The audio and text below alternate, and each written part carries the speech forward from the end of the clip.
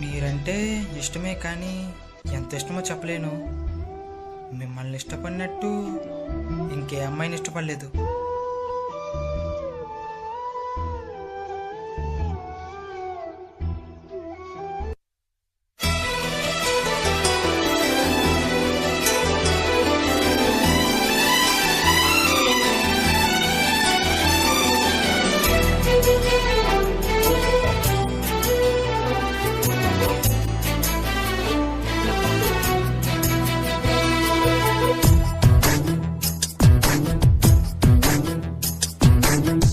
అదిగో ప్రేమ జగం పిలుస్తోంది ఇద్దరిని, ఎదనే పల్లవి చేసి పాడమని.